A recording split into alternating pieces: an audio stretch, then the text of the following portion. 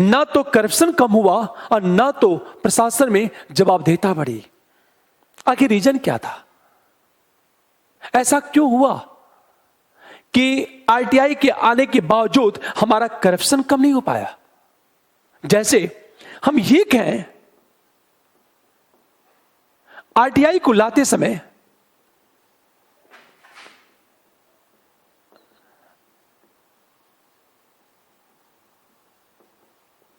भ्रष्टाचार में कमी की बात की गई,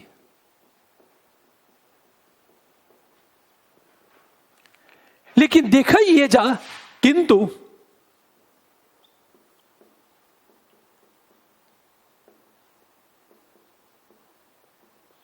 आरटीआई के बावजूद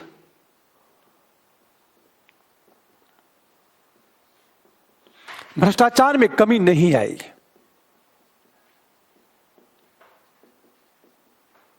क्यों?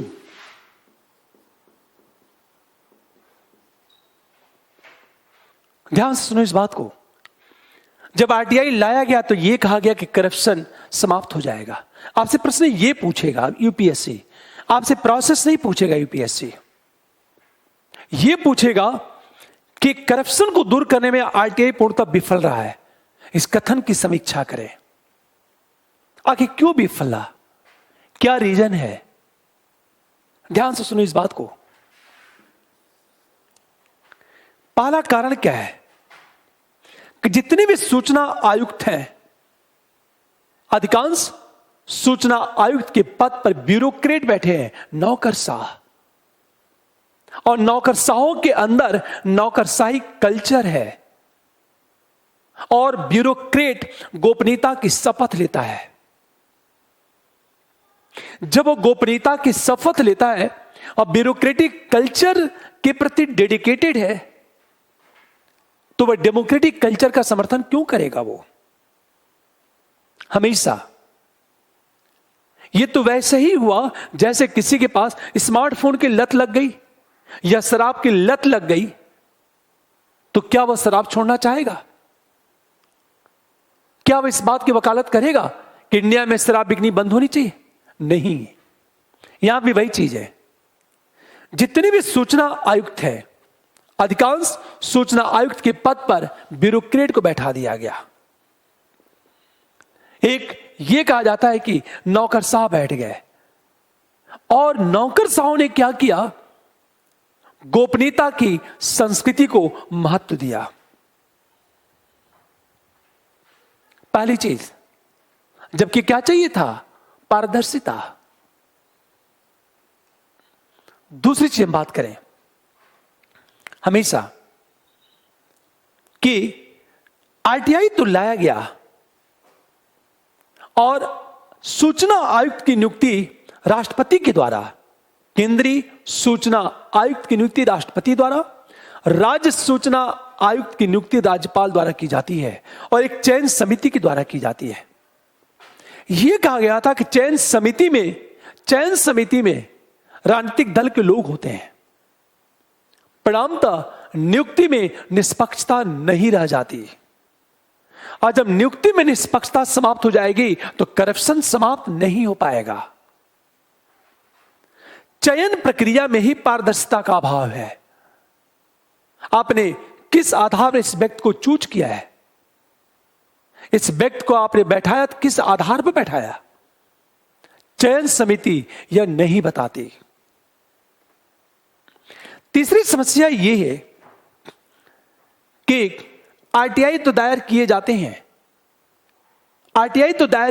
लेकिन किस पर सूचना देने किस पर नहीं, यह निर्णय लेने का अधिकार लोक सूचना अधिकारी के पास है। और अधिकांश सूचनाओं को इस आधार पर रिजेक्ट कर दिया जाता है कि यह किसी के निजी जीवन से जुड़ी है, क्योंकि कई अनेक ऐसे विषय हैं जहां अधिकारियों को विवेकाधीन शक्ति प्राप्त है कि हम किस पर सूचना दें और किस पर नहीं, ये उनके विवेक के अनुसार निर्णय लेना है। और विवेक के अनुसार निर्णय लेते समय लोक सूचना अधिकारी यह कहते हैं कि इस सूचना से राष्ट्र की सुरक्षा, किसी व्यक्ति के जीवन की सुरक्षा, आरी बातें, किसी के निजता के अधिकार का उल्लंघन होगा। यद्यपि कुछ कंडीशन बताया गया है, लेकिन एक नौकरशाह या लोक सूचना अधिकारी या एक ब्यूरोक्रेट अपने विवेक के अनुसार उस क्राइटेरिया को परिभाषित करता है। यह समस्या है। तो करप्शन कैसे दूर होगा? अगली चीज, होता क्या है, सूचना आयुक्त के पास अधिकार है कि लोक सूचना अधिकारी पर दंड लगाओ यदि वह सूचना देने में आनाकानी करता है तो। पर इसमें क्या हो रहा है, लोक सूचना आयुक्त अक्सर अपनी शक्ति का दुरुपयोग करते हैं या लोक सूचना अधिकारी के विरुद्ध कार्रवाई करते ही नहीं। कई बार अपील तो आती है पर रिजेक्ट कर दी जाती है। 2019 से 20 की बात करूं, लगभग 59% केस ऐसे थे, 59% केस ऐसे थे जहां अर्थदंड लगाया जा सकता था किंतु नहीं लगाया गया। अतः करप्शन कैसे दूर होगा, ये बातें की गई। हमेशा ध्यान दो इस बात को। नंबर 1 की बात करें, रीजन क्या है? नंबर 1, लोक सूचना आयुक्त सूचना आयुक्त के पद पर नौकरशाह बैठाए जाते हैं।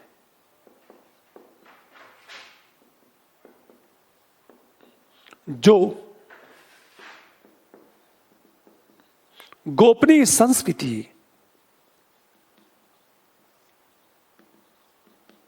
के प्रति समर्पित होते हैं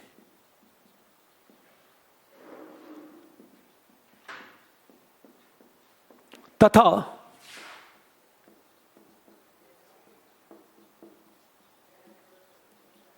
सूचना देने के प्रति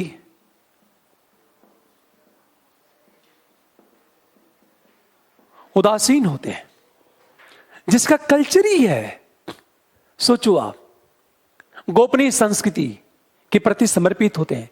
जैसे मैं एक नौकरशाह 30 साल तक गोपनीय कल्चर के अनुसार काम किया, किसी का 22 साल में आईएएस हो गया, गोपनीयता की शपथ ली और 30-35 साल तक उस कल्चर के अनुसार काम किया, तो वो गोपनीय कल्चर उसके ब्लड में आ चुका है।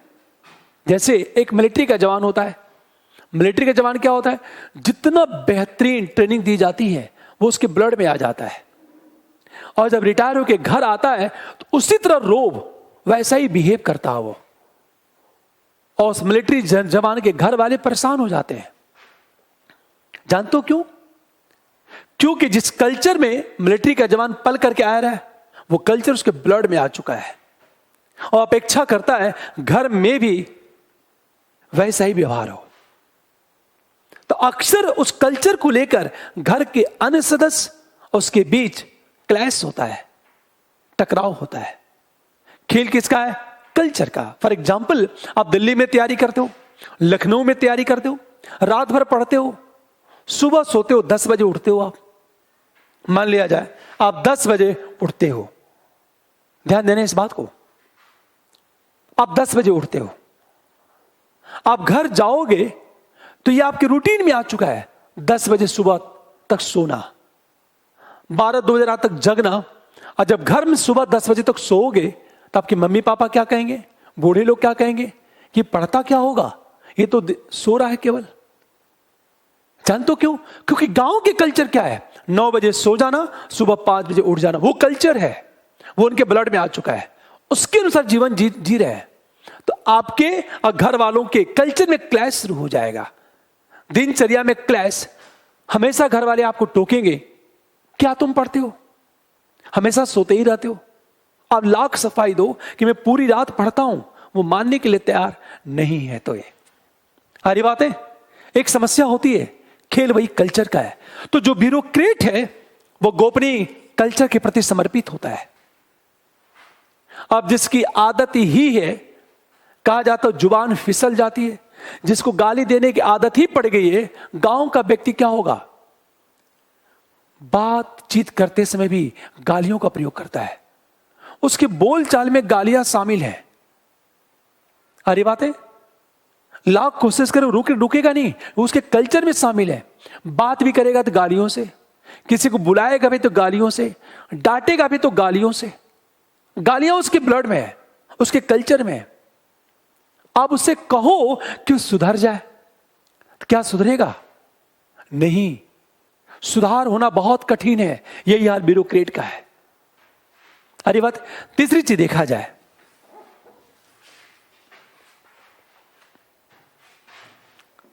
तो सूचना आयुक्त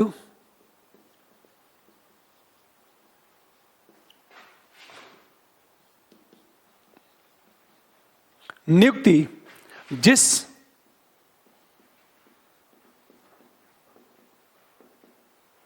चयन समिति के सुझाव पर होता है,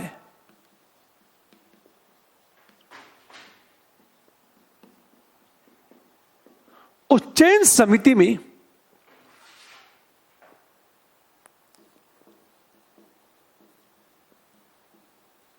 दलीय सदस्य भी होते हैं,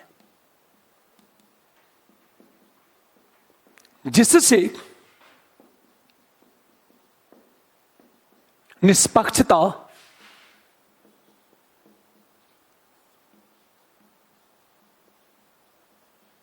संदिग्ध हो जाती है। हमेशा ध्यान दो इस बात को, पूरी निष्पक्षता ही क्या हो गई? संदिग्ध हो गई। हम तीसरी चीज बात करें, अक्सर देखा होगा कि लोक सूचना अधिकारी सूचना देने से मना कर देता है। नंबर 3,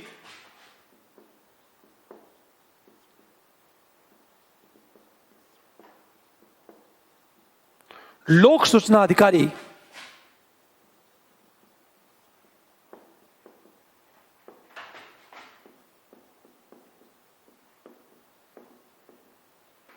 तथा उसे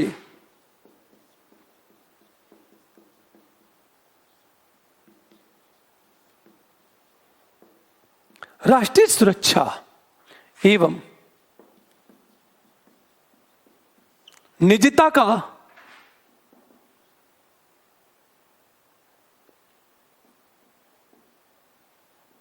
उल्लंघन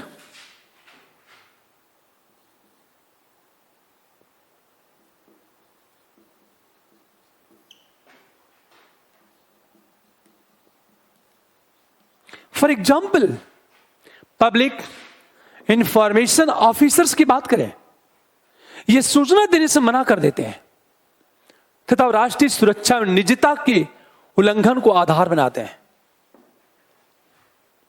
क्या कहते हैं कि मैंने इंफॉर्मेशन दे दिया तो राइट टू प्राइवेसी का उल्लंघन होगा और राष्ट्रीय सुरक्षा का उल्लंघन होगा, इसलिए सूचना देने से वो लोग मना कर देते हैं। सबसे रीजन तो यही है। फिर एक प्रश्न, एक बहुत बड़ी पॉपुलेशन ऐसी है जो राजनीतिक विचारधारा से प्रभावित होती है और उसका हर एक डिसीजन राजनीतिक विचारधारा से निर्धारित होते हैं। सूचना मांगते समय पॉलिटिकल आइडियोलॉजी को ध्यान दिया जाता है। मैंने कहा भारतीय समाज का पूरा विभाजन हो चुका है राजनीतिक आधार पे। कुछ लोग बीजेपी के, कुछ कांग्रेस के, कुछ फला पार्टी के, कुछ फला पार्टी के। और जब दलीय आधार पर विभाजन हो जाता है ना, तो होता क्या है? जब एक पार्टी विचारधारा के लोगों को लगता है कि सूचना मांगने से सरकार की किरकिरी होगी, तो वे लोग सूचनाएं मांगते ही नहीं। या कई बार क्या होता है, इसे कहा जाता है कि पॉलिटिकल स्टंट करार दिया जाता है। हमेशा नंबर 4 की बात देखो आप। 4,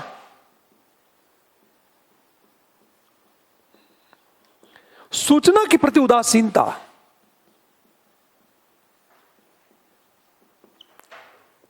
एवं सूचना आयुक्तों द्वारा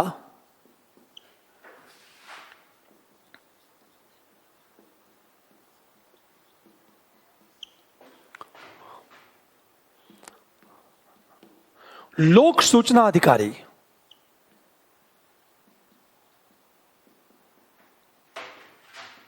के विरुद्ध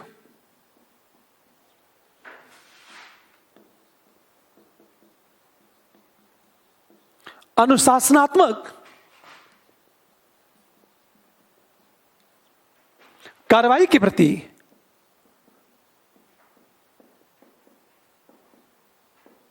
उदासीनता।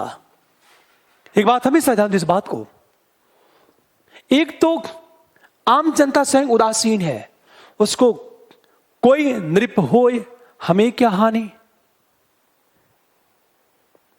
और जो भी सूचना आयुक्त है लोक सूचना अधिकारी के विरुद्ध अनुशासन कार्रवाई के प्रति उदासीन है।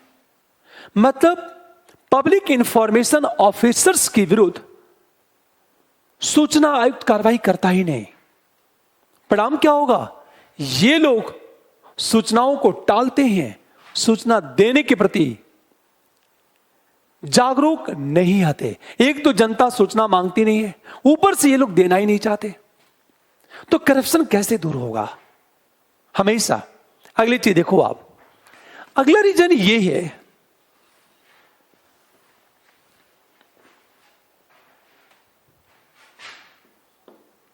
कि सूचना का अधिकार तो है, सूचना मिलने के बावजूद करप्शन के प्रति क्या है? जीरो टॉलरेंस नहीं है, शून्य सहिष्णुता की नीति नहीं अपनाई जाती। स्वाभाविक है, और जब करप्शन को सामाजिक मान्यता मिल जाएगी तो लाख कोशिश करो, करप्शन समाप्त होने वाला नहीं है। देखो आप अगली चीज देखा जाए,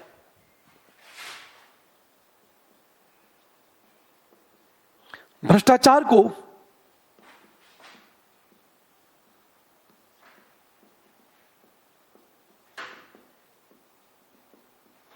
मिलना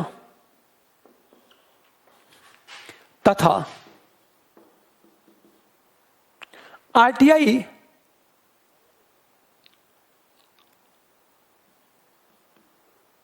के दुरुपयोग की बात करें,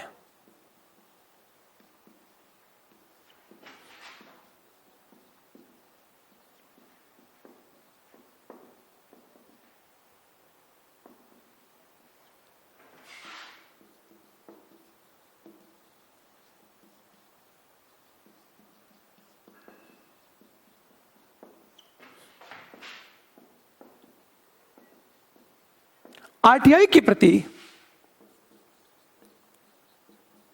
विश्वास में कमी पैदा हो जाती है। एक तो हमारे करप्शन को सामाजिक मान्यता मिल चुकी है, समाज उसे एक्सेप्ट कर चुका है। आप आईएएस बनोगे, लोग आपसे ये नहीं पूछेंगे कि आपकी सैलरी कितनी है, आप पावर क्या है, लोग ये पूछेंगे कि आपकी ऊपरी इनकम कितनी है।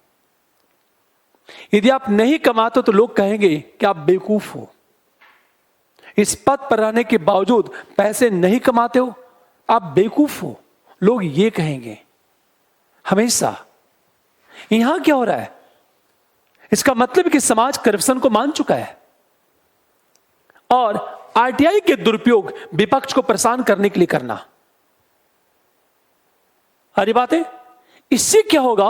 आरटीआई के प्रति विश्वास में कमी आ जाती है। इसलिए आरटीआई करप्शन को दूर करने के लिए एक सशक्त हथियार नहीं बन पाया। तो क्या किया जाए? हम क्या करें ताकि आरटीआई क्या हो? एक मजबूत अस्त्र बन जाए, करप्शन को दूर करने के लिए एक मजबूत अस्त्र बन जाए। क्या किया जाए? इसका मतलब यह है कि यदि आरटीआई को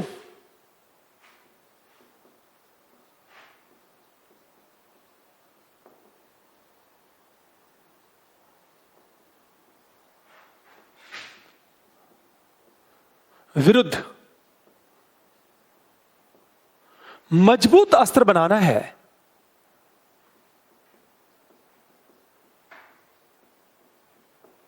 तो सर, गोपनीयता की जगह पारदर्शिता की शपथ दिलानी चाहिए।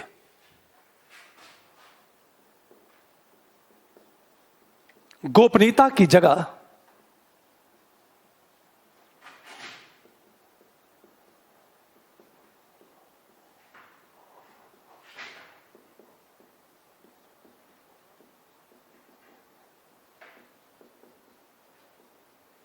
ताकि लोक सेवक नैतिक दुविधा में न फंसे।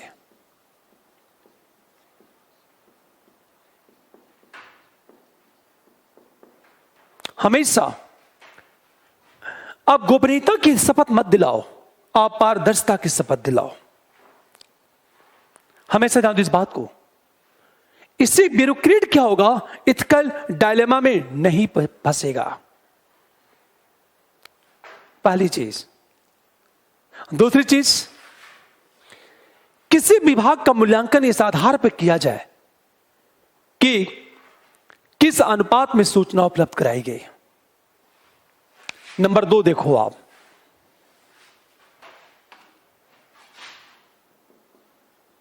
किसी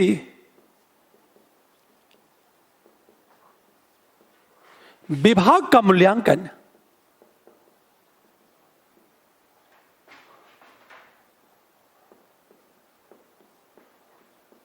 उसके द्वारा उपलब्ध कराई गई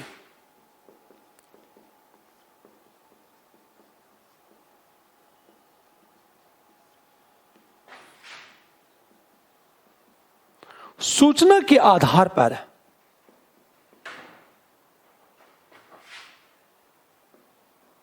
किया जाए।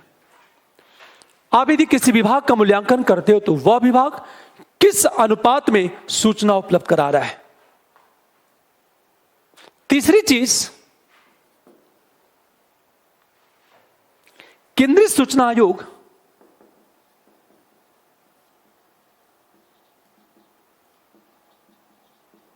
आयोग या राज्य सूचना आयोग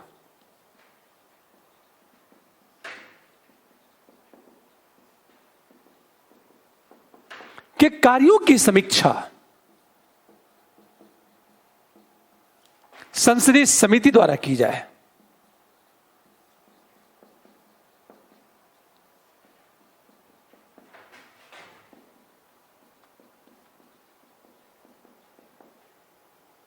ताकि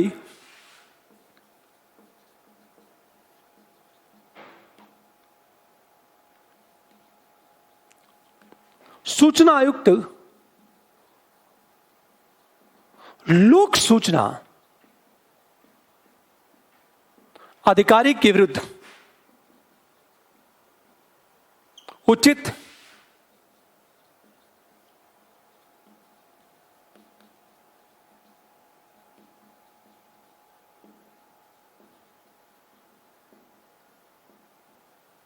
करें। हमेशा ध्यान दो इस बात को। केंद्रीय सूचना आयोग या राज्य सूचना आयोग के कार्यों की समीक्षा पार्लियामेंट्री कमेटी द्वारा किया जाए। जब पार्लियामेंट्री कमेटी द्वारा किया जाएगा तो यह पता चलेगा कि कितनी सूचनाएं आरटीआई में, कितने आवेदन आए, आवेदनों का किस अनुपात में उत्तर दिया गया, कितनी अपील हुए, अपील को इग्नोर किया गया कि नहीं किया गया, और कितने दिन में यह सूचनाएं दी गई। हमेशा ध्यान दो इस बात को। एक अनुशासनात्मक कार्रवाई करे, यह होना चाहिए। अगली चीज, पहली चीज देखो आप,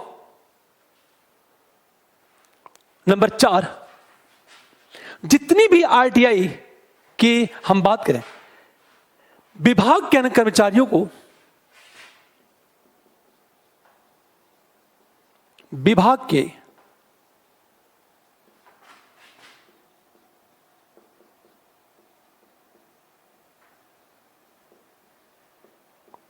आरटीआई के प्रति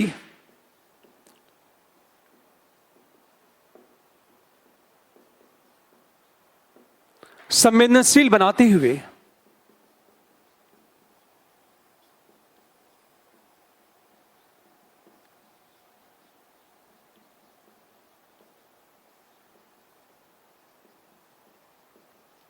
उन्हें ट्रेनिंग दिया जाए, प्रशिक्षित किया जाए ताकि सूचनाएं दे।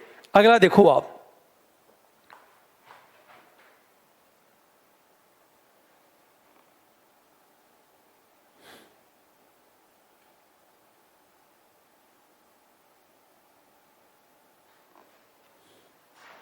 देखो आप अगली चीज देखो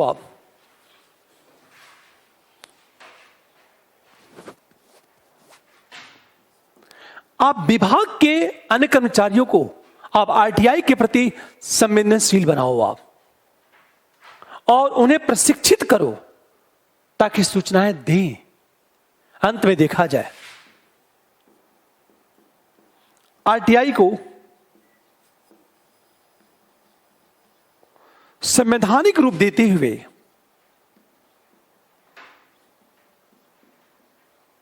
उसे मौलिक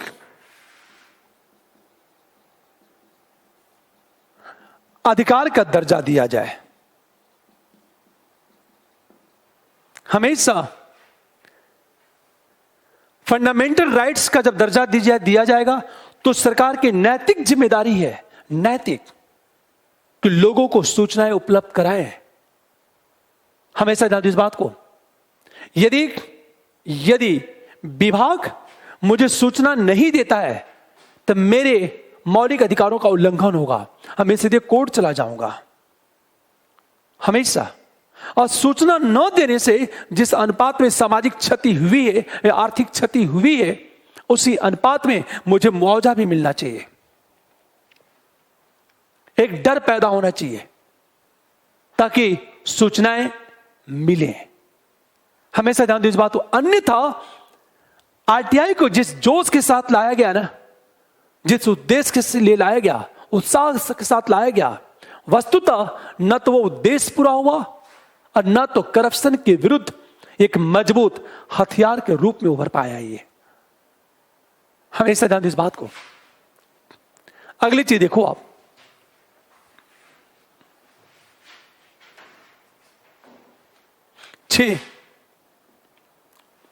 सूचना आयुक्त के पद पर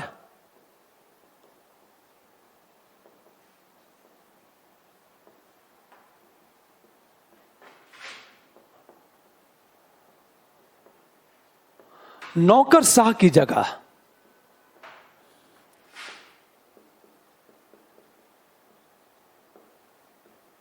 रूप से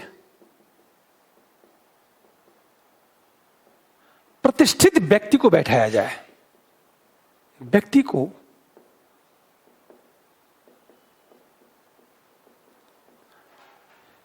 एक चीज ध्यान देना, जब आप किसी सामाजिक प्रतिष्ठित व्यक्ति को बैठाओगे तो क्या करेगा वो?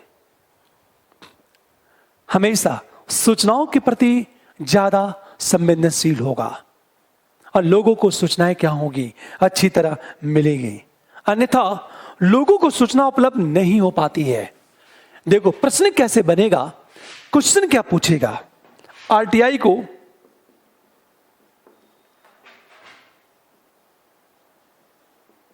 भ्रष्टाचार के विरुद्ध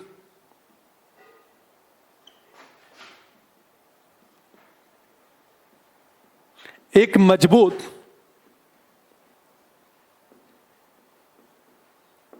अस्त्र के रूप में लाया गया।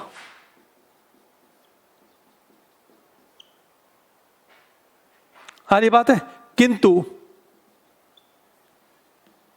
यह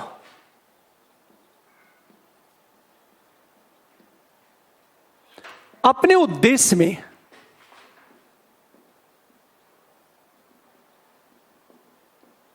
सफल नहीं रहा। परीक्षण करें। Simple question.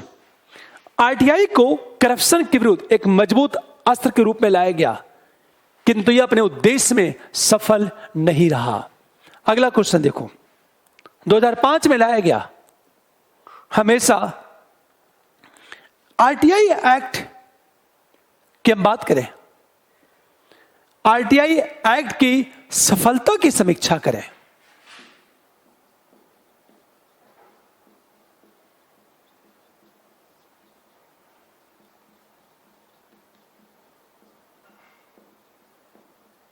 क्या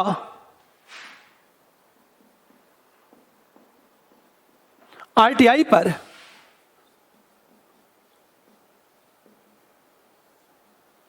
पुनर्विचार की जरूरत है? क्वेश्चन मार्क, तर्क सहित उत्तर दें।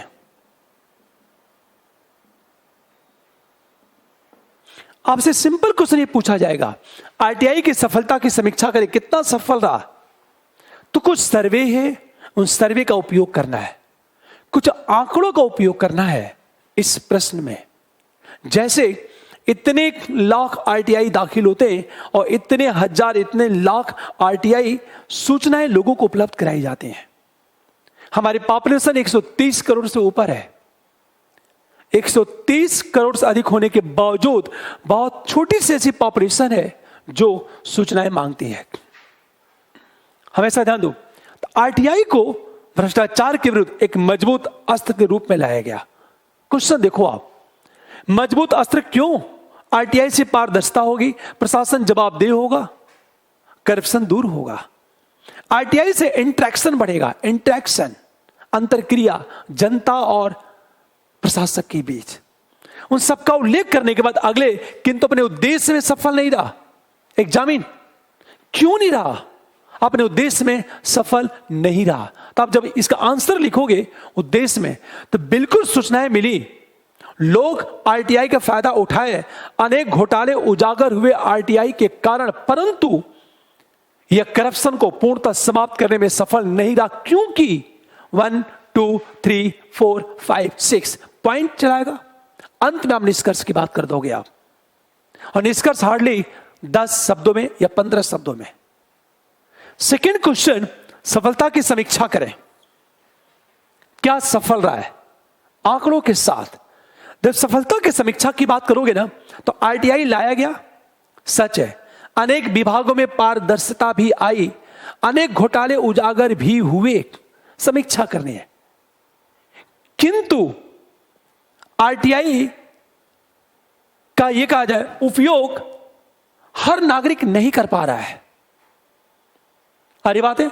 और न तो विभागों में पूर्णतः पारदर्शिता आई, अनेक ऐसे विभाग हैं जो आरटीआई के दायरे से बाहर है, जैसे पॉलिटिकल पार्टीज, वो एक संस्था है। इसकी बात करने के बाद क्या आरटीआई पर पुनर्विचार की जरूरत है? अब सोचो आप, आरटीआई पर पुनर्विचार है। पुनर्विचार का मतलब यह नहीं कि आरटीआई को समाप्त कर दे, बल्कि यह होना चाहिए कि आरटीआई के जो प्रोसेस है ना, उसमें चाहे लोक सूचना आयुक्त हो, लोक सूचना आयुक्त हो, चाहे राज्य सूचना आयुक्त हो, चाहे लोक सूचना अधिकारी हो, इनके एक नियुक्ति के संबंध में उच्च पदों पर किसको बैठाया जाए, इस संबंध में विचार होना चाहिए, जिसकी चर्चा कल मैं करूंगा।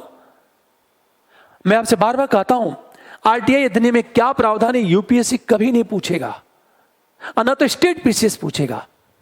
आरटीआई का ज्यादातर एप्लीकेशन पूछेगा वो, कि आरटीआई को करप्शन के विरुद्ध मजबूत करने के लिए आप उपयुक्त सुझाव दें, सुझाव देते चले जाओ आप, ठीक है। ये है आरटीआई। उसके बाद आरटीआई पर संशोधन हुआ है, और कार्मिक, हम ये कहें, मंत्रालय ने, विभाग ने कुछ सुझाव भी दिया है, जिसकी चर्चा हम लोग मंडे को करेंगे। आज फ्राइडे, अब मेरी अगली क्लास मंडे को होगी। मैं चाहता हूं आप लाइक करो और शेयर करो, ये बात हमेशा ध्यान दो इस बात को, क्योंकि आपके लाइक और शेयर करने से जानते हो क्या होगा, अन बच्चों को फायदा होगा। कि अन बच्चे जो मिसगाइड होते हैं ना, वो मिसगाइड होने से बच जाएंगे। एक चीज सोचो, एक गार्जियन कितनी मुश्किल से पैसा देता है, कितनी कठिनाई से, और बच्चा मिसगाइड होता है, उसका पैसा जाता है और टाइम वेस्ट होता है उसका। हम पैसा तो कभी भी कमा लेंगे, टाइम कभी वापस लौट के नहीं आएगा। इसीलिए मैं यूट्यूब पर ले रहा हूं। बिल्कुल, मैं भी बिजनेसमैन हूं, मैं भी बिजनेस करता हूं, हरी बात है। लेकिन मेरा जो ऑफलाइन का क्या तरीका था, हर बच्चे के प्रति डेडिकेशन, जितनी कोशिश मैं कर सकता था मैं करता हूं, पूरी ईमानदारी के साथ, हरी बात है। ऑनलाइन पाने का उद्देश्य है कि लोगों को यह पता चले कि पढ़ना क्या है और किस तरह सोचना है। हम सब कुछ बुकीज लैंग्वेज याद नहीं कर सकते, हम रट नहीं सकते हैं। इसीलिए आपका नैतिक दायित्व है कि आप ज्यादा ज्यादा शेयर करो। नैतिक दायित्व है। जैसे एक लड़की की बात करूं मैं, उसका एग्जाम्पल बार बार लेता हूं मैं। जानते हो, वो मार्केट से बच्चों को पकड़ के लाता था मेरे पास लगातार। अच्छा चलो तुम, तो मैंने उससे पूछता था तुम इतनी मेहनत क्यों करते हो, तुम पढ़ो। तो उसने क्या कहा, एक बच्चा गरीब परिवार का है, कहीं फंस गया, मिसगाइड हो गया, पैसा तो गया ही, टाइम चला जाएगा, आपके पास आएगा तो कुछ सीख लेगा वो। अरे बात है, और इसका प्रतिफल मुझे मिलेगा। उसने कहा ईश्वर देखता है और शायद ईश्वर उसके लिए अच्छा करे। यदि मैं किसी के लिए अच्छा करता हूं तो उनके माँ बाप मेरे लिए दुआ देंगे, और यदि मेरे लिए दुआ करेंगे तो स्वाभाविक है मेरा कल्याण होगा। अंत तो उस बच्चे का भी सिलेक्शन हो गया। तो उसे बहुत अच्छी बात कही, कहा मेरा सिलेक्शन इसलिए नहीं हुआ कि मैं बहुत जीनियस था, मेरा सिलेक्शन इसलिए हुआ कि लोग मेरे लिए काम कर रहे थे। कुछ मेरे दोस्त मेरे लिए काम कर रहे थे, जिनका मैं काम कर रहा था, कल्याण कर रहा था, अच्छी जगह लेके आ रहा था, उनके माँ बाप मेरे लिए दुआ कर रहे थे। और दुआओं का प्रभाव पड़ता है। मेरा ये व्यक्तिगत विचार है, इसलिए चाहता हूं आप लाइक करो और शेयर करो आप, ताकि लोगों को पता चले कि पढ़ना क्या है। समझ में आ रही बात है? ये बात हमेशा ध्यान दो इस बात को। उद्देश्य क्या है, मिसगाइड ना हो कोई स्टूडेंट। इसलिए हर टॉपिक के कुछ वीडियो में डाल रहा हूं, मेरे यहां पढ़ो या मत पढ़ो। मैं ये भी नहीं कहता मेरे यहां पढ़ो ही, पर मैं चाहता हूं कुछ भी पढ़ो तो इस नजरिए से पढ़ो आप, आपकी दिशा सही हो, आपके रास्ते सही हो, ताकि आपका टाइम बचे और सिलेक्शन की संभावना क्या हो, बढ़ जाए। ठीक है, हम मिलते हैं मंडे को शाम को, तो मिलेंगे 7 बजे। Thank you.